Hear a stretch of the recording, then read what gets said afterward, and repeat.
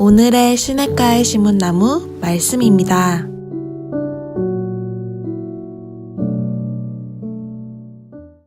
사랑하고 축복합니다. 오늘도 우리가 하나님의 말씀 안에서 승리하는 복된 하루가 되시기를 주님의 이름으로 축복합니다. 특별히 오늘 한돌교회 가운데 기독교 한국 침례회 총회가 진행이 되는데 모든 일정을 통해서 하나님께서 영광 받으시고 또 한 해 동안 귀한 교단을 잘 섬겨 나갈 수 있는 복된 나눔들이 있을 수 있도록 기도해 주시기 바랍니다. 자, 오늘 우리가 나눌 하나님의 말씀은 베드로전서 4장 7절에서 11절까지 말씀 통해서 우리가 보기 원합니다. 성경은 예수 그리스도의 다시 오심과 마지막 때를 말씀하고 있습니다. 자, 그런데 우리가 이 마지막 때에 대한 말씀을 보게 되면 궁금증이 생기죠. 2000년 전에도 말세라고 했는데 2000년이 지난 지금에도 예수님은 오시지 않는 것일까? 우리가 이 성경의 때와 그 임박함에 대한 분명한 교훈이 있어야 합니다. 이 마지막 때는 영원한 시간 속에 계시는 하나님의 때를 말씀하고 있죠. 그 성경이 말하는 그 임박함을 겨우 우리 100년도 살지 못하는 우리가 측정할 수 없는 것입니다. 그리고 우리가 알아야 될 또 한 가지 중요한 사실은 성경에 나타난 마지막이 가까이 왔다. 주님이 곧 오신다라는 이 말씀은 정확한 시기를 의미하는 것이 아니라는 것입니다. 이것은 예수님이 예기치 못한 순간에 급작스럽게 오실 것이다 라고 말씀하고 있어요. 성경은 주님의 다시 오심을 도둑에 비유하고 있죠.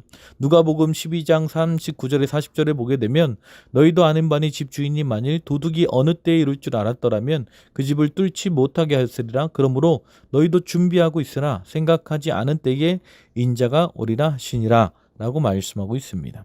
우리가 도둑이 언제 올지 알면 얼마나 좋겠습니까? 그러나 도둑의 가장 큰 특징은 언제 올지 모른다라는 것이죠. 이것이 성경에서 말하는 임박함의 의미입니다. 자, 오늘 7절에 보니까 만물의 마지막이 가까워왔으니 그러므로 너희는 정신을 차리고 라고 말씀하고 있습니다. 오늘 사도 베드로는 이 임박함의 때에, 이 마지막의 때에 그리스도인들이 지녀야 될 삶의 태도에 관해서 말씀하고 있는 것이죠.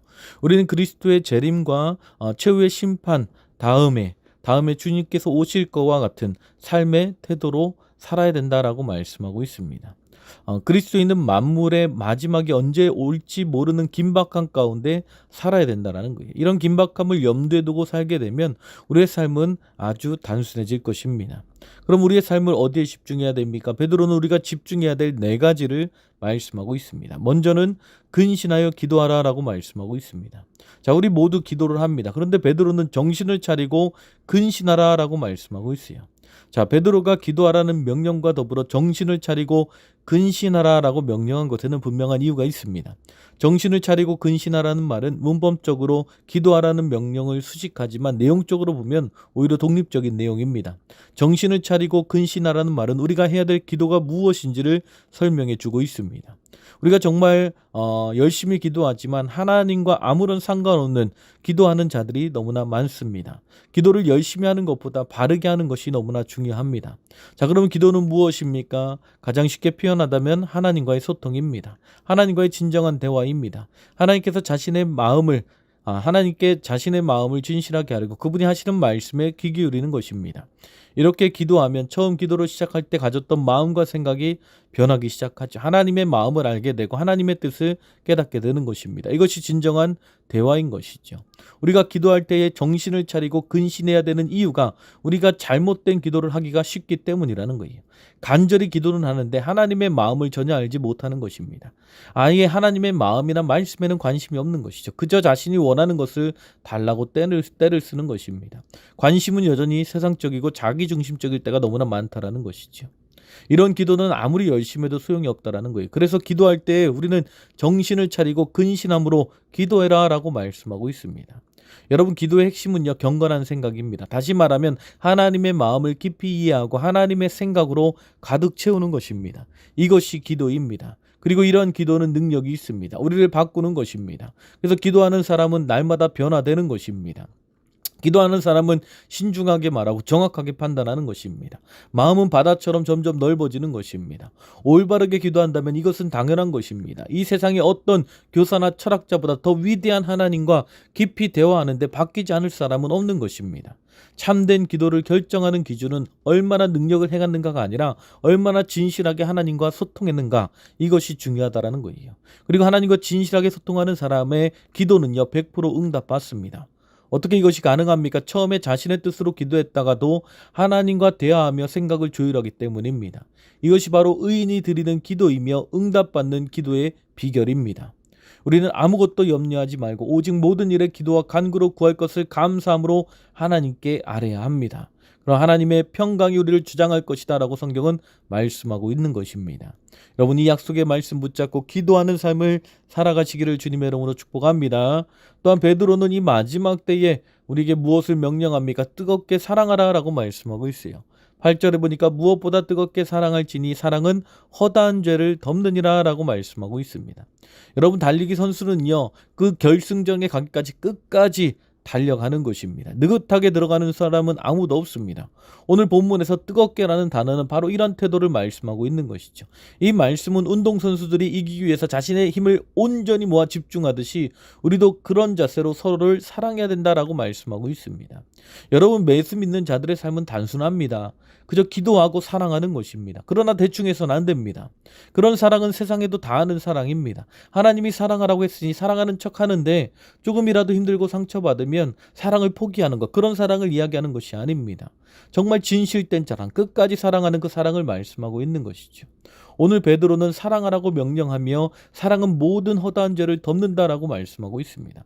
이것이 바로 사랑의 특성을 이야기하는 것입니다. 사랑하는 자가 반드시 넘어야 될 산이 있는데 그것은 바로 용서라는 거예요. C.S. 루이스가 이렇게 이야기하죠. 사랑은 상처받는 것이다라고 이야기합니다. 누군가를 사랑하면 반드시 상처받게 되어 있다라는 거예요. 교회 나와 예배만 드리고 왔다 갔다 하면 상처받을 일 없습니다. 여러분, 사람이 아닌 동물을 키우면요, 개를 키우면 상처받을 일 없습니다. 그런데 교회 깊이 들어와서 함께 일하다 보면 상처를 받을 수밖에 없습니다. 그럼에도 하나님은 그렇게 하라라고 말씀하고 있어요. 그렇게 할 때 우리의 사랑이 커지고 기도하게 되기 때문입니다. 누군가를 사랑하고 싶은데 잘 되지 않을 때 우리는 더욱더 하나님의 도움을 구하며 기도하게 되는 것입니다. 여러분, 우리가 하나님께 어떤 사랑을 받았습니까? 극진한 사랑을 받았습니다. 하나님은 우리의 허물에도 불구하고 우리를 극진히 사랑하셨습니다. 우리에게는 모두 연약함과 허물이 있습니다. 그렇기 때문에 우리는 더 열심히 사랑해야 합니다. 운동선수가 최선을 다해 경기에 임하듯이 최선을 다해 사랑해야 합니다. 이렇게 최선을 다해 사랑할 때에 상대방의 허물이 덮이는 것입니다. 우리가 이렇게 평생 사랑할 수 있기를 주님의 이름으로 축복합니다. 이 마지막 때에 더욱더 이렇게 사랑할 수 있기를 주님의 이름으로 축복합니다. 또한 베드로는 무엇을 이야기합니까? 9절에 서로 대접하기를 원망 없이 하라라고 말씀하고 있습니다. 여러분, 기도하고 사랑하라는 것, 매우 큰 계명이라는 것은 우리가 다 알고 있습니다. 그런데 대접하라는 것, 갑자기 이게 무슨 말씀인가라고 생각할 수 있습니다. 하지만 성경은 이 대접하는 것에 관해서 중요하게 말씀하고 있습니다.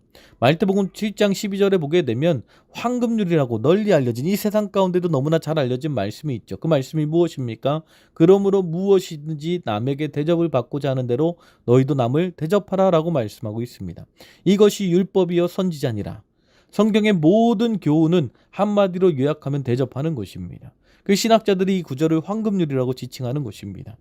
이것은 예수님께서 직접 하신 명령이죠. 사도 바울은요, 모든 구원의 교리를 이야기한 다음에 구원받은 자가 마땅히 걸어야 될 삶의 길을 뭐라고 설명한지 아십니까? 로마서 12장 13절에 보면 성도들의 쓸 것을 공급하며 손대접하기를 힘쓰라 라고 말씀하고 있습니다. 아멘. 여러분, 성도들의 쓸 것을, 이웃의 쓸 것을 공급하며 손대접하기를 힘쓸 수 있기를 주님의 이름으로 축복합니다. 특히 요즘처럼 개인주의적인 삶을 사는 오늘 현대인들 가운데 이 말씀은 우리가 귀 기울여야 될 말씀입니다. 누군가 집에 초대하여 대접하는 것 결코 쉬운 일이 아닙니다. 우리가 지금 코로나 시즌 가운데 누군가를 초대할 수 없지만 누군가를 대접할 수 있고 누군가를 격려할 수 있고 누군가를 위로하는 삶을 살아야 하는 것입니다. 이것이 바로 하나님의 명령입니다. 아멘. 베드로는 대접함을 말씀하면서 한 가지를 더 말씀하죠. 대답하되 원망 없이 하라라고 말씀하고 있습니다. 대접하지 않는 것도 문제지만 대접하고 나서 원망의 마음을 품는 것이 더 문제다라고 말씀하고 있는 것이죠. 대접해야 될 위치라서 대접을 하기는 하지만 대접한 후에 원망의 마음을 가지면 다 헛수고라는 것입니다. 그럼 우리는 무엇을 바라보며 대해야 합니까? 예수님께서 양과 염소의 비유 가운데 양의 무리를 칭찬하시고 상을 주십니다. 주님이 어찌해서 우리에게 이렇게 상을 주십니까? 라고 묻자 예수님께서 말씀하시죠. 너희는 내가 배고플 때에 음식을 주었고 내가 헐벗을 때에 옷을 주었고 내가 목마를 때에 물을 주었노라. 그때 양무리가 다시 묻습니다. 주님, 우리는 주님을 만난 적도 없고 우리가 언제 주님을 그렇게 대접했습니까? 그렇게 예수님께서 뭐라고 대답하십니까? 이 작은 자에게 한 것이 곧 내게 한 것이다 라고 말씀하고 있습니다. 여러분, 우리가 섬길 수 있는 작은 것, 그 작은 것부터 시작하시기를 주님의 이름으로 축복합니다. 우리가 작은 자에게 작은 것을 섬길지라도 그것을 우리가 진심으로 섬기며 격려하며 위로하며 나아갈 때 그것이 주님을 섬기는 것과 같다라고 말씀하고 있어요.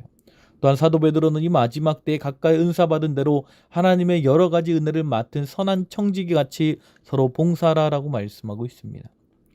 우리 구원받은 자들에게는 은사가 있습니다. 하나님께서 구원받은 모든 자들에게 은사를 부어주십니다. 아멘. 그리고 구원받은 모든 자에게 그리스도의 몸인 교회, 다시 말해 다른 사람을, 이웃을 섬길 수 있도록 은사를 주신다라고 말씀하고 있습니다. 아멘.